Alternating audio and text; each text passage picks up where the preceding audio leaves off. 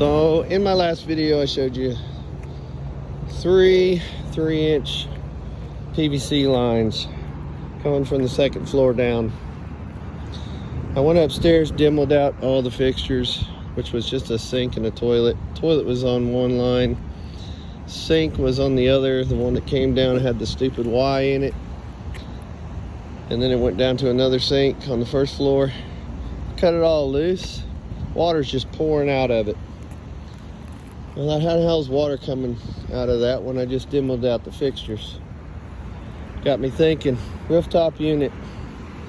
I bet the idiots ran the condensate into the roof vent. I come up on the roof.